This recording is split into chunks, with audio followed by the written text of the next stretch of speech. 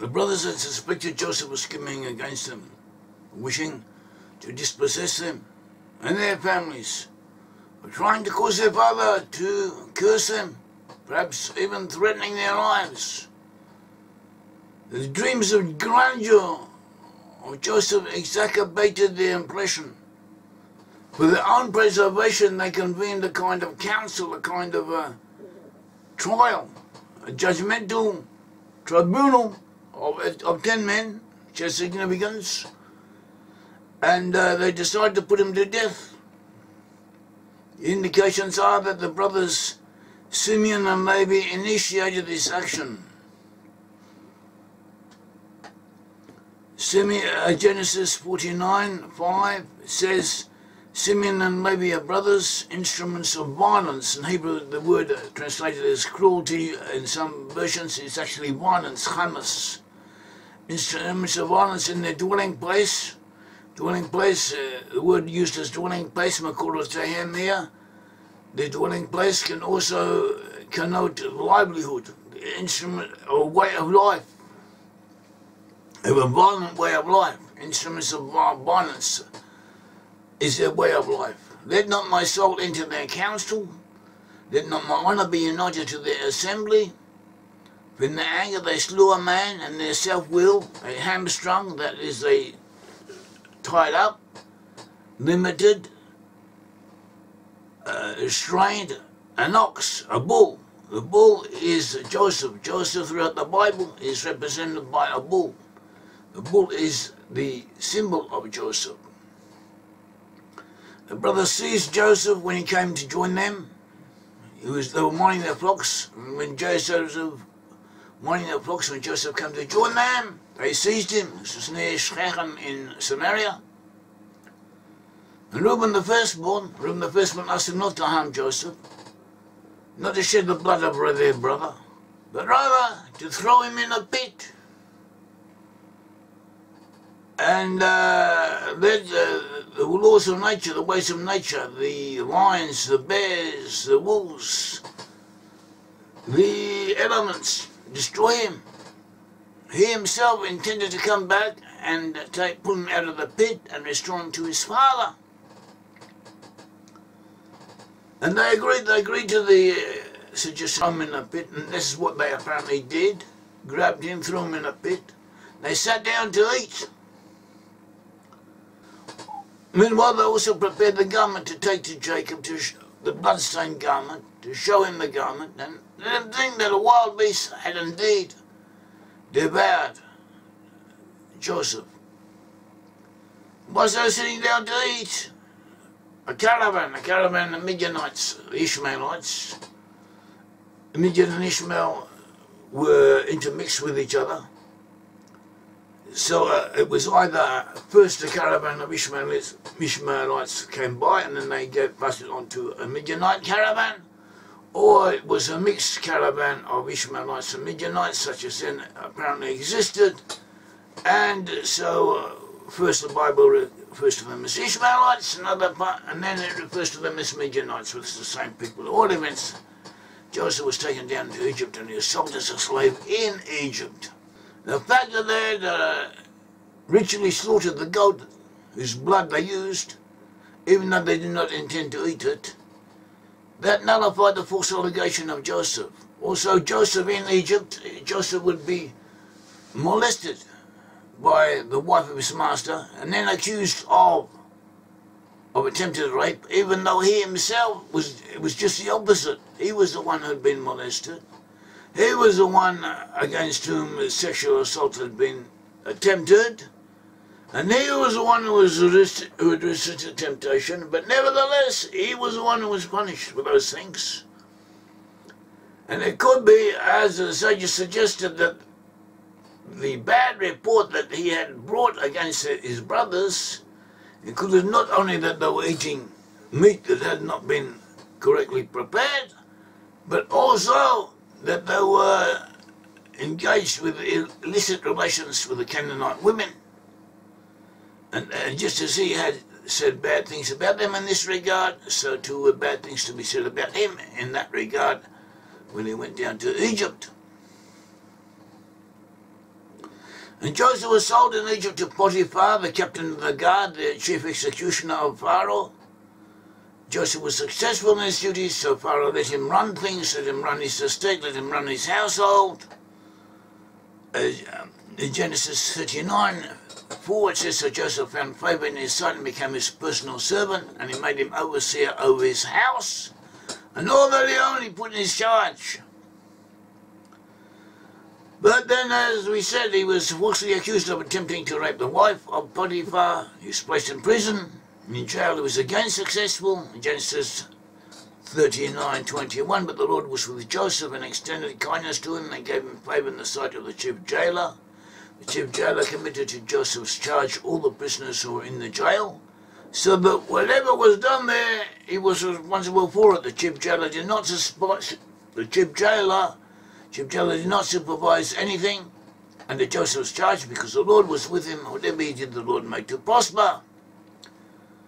And while Joseph was in jail, he successfully interpreted the dreams of two of the king's servants, or two of the servants of Pharaoh. One of the servants was the baker, the other one was the cupbearer, the one who prepared the wine and brought it to Pharaoh. And they both had dreams, and Joseph successfully interpreted them, told them what would happen. And so later, when Pharaoh also had dreams, Joseph was recommended, and no one else could interpret these dreams, explain these dreams to Pharaoh to his satisfaction, to a way that came home to him, that was convincing to him, that evoked a response from him, that the interpretation was correct. So Joseph was recommended to him, and so Joseph was brought before him. Joseph correctly interpreted the dreams of Pharaoh, saying that there would come upon Egypt 7 years of plenty, followed by 7 years of death, of famine, of lack of food, and that Pharaoh should appoint a man over all of Egypt to store up food during the 7 years of plenty, so that there should be a surplus left over for the 7 years of famine. And that is what Pharaoh agreed to, and he appointed Joseph to do that. And Joseph, in effect, was made the second in command to the king, and he had rule over all of Egypt. Pharaoh also arranged that Joseph should marry Asenath, the daughter of Potiphar, and this is what happened. And we're told in Genesis 41, then Pharaoh named Joseph Zaphaneah-Paaneah, that is the interpreter of hidden matters, and he gave him Asenath, the daughter of Potiphar, priest of On, as his wife, and Joseph went forth over the land of Egypt. In verse 50 it says, now before the year of famine came, 2 sons were born to Joseph, whom Asenath, the daughter of Potiphar, priest of On, bore.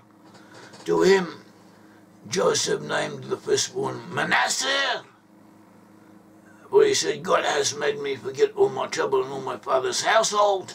And he named the second Ephraim, for he said, God has made me fruitful in the land of my affliction. The firstborn son was Manasseh. The name Manasseh is from the root of Nashe, which can mean forgetfulness, can mean caused something to be forgotten, but as a secondary implication it means in general something that moves, but it stays connected to where it moved from. So too, when we forget something, it slips our mind, but it stays there. It moves from one channel, as if to say, to another, and we can't locate it when we need it, but we know it's there. That is what forgetfulness is. That is what other words with this root Manasseh means. And Manasseh also implies responsible representation. Responsible representation. What is responsible representation? That someone represents you, but they are responsible to you. Shimshon Raphael Hirsch explained.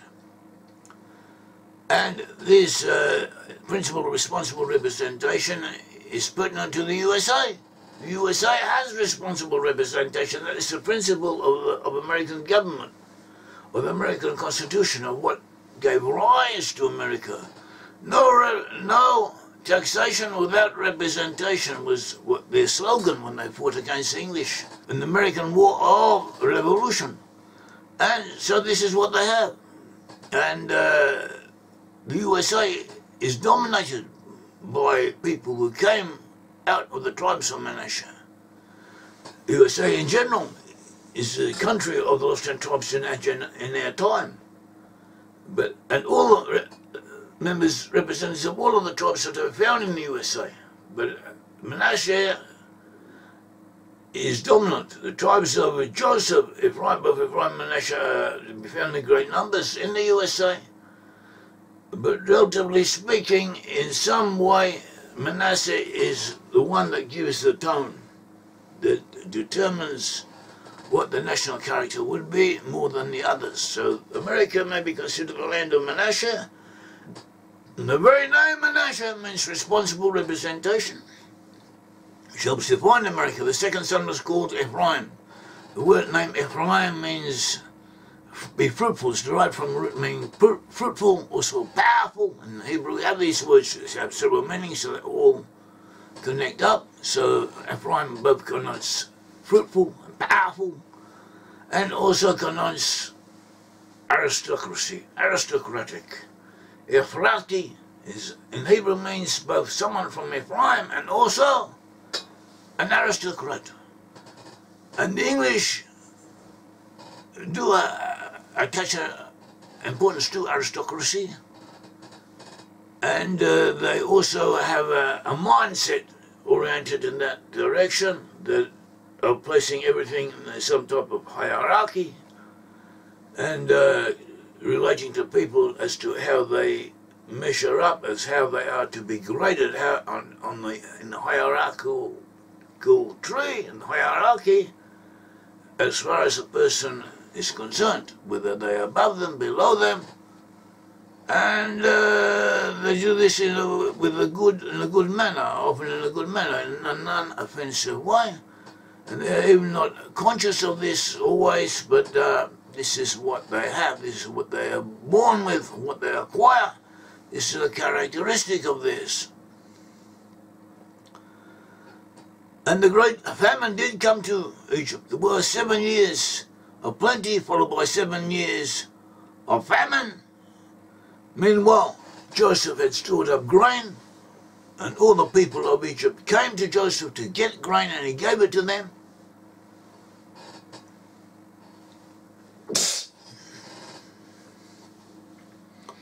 He also reformed Egypt. He moved the peoples around. He changed the society of Egypt. He instituted improvements, and he helped save the Egyptian people. And not only Egypt, but also all the countries around about. They too suffered from the granary. They too suffered from the famine. Should be remembered that in ancient times, Egypt was the granary of the ancient world, of the Mediterranean world. You had in the history, the struggles between, after Julius Caesar and Mark Antony and Octavian. Mark Antony was in Egypt, he was together with Cleopatra, and Mark Antony tried to subdue Rome, or get control of Rome through Egypt, because Egypt was the granary of the Roman Empire, and whoever controlled Egypt controlled the food supply. And that was part of the struggle, and that was the importance of Egypt in ancient times for quite a while. Nowadays it's different. Nowadays America helps keep Egypt afloat. Nowadays Egypt has more than 100 million people, and they are supported, they are sustained through America's support. America helps them, protects them, and feeds them or supplies them with what they need. And so Egypt survives, keeps on going, retains its population under stable conditions. But if anything should happen, then it would spell disaster, not only for Egypt, but for all the countries all around. It also cause troubles in Europe. We have Syria. We saw the trouble with Syria. Syria virtually collapsed. Syria, with 20 million people, also sent several million of its inhabitants outside of its borders into Turkey, into Europe, and it caused a minor disruption in those areas, which somehow or other has been patched up or enabled matters to continue as they were. But a greater number, such as would happen if anything happened to Egypt, could have serious repercussions all over the world. So it's in the interest of America to sustain Egypt at some reasonable level of subsistence,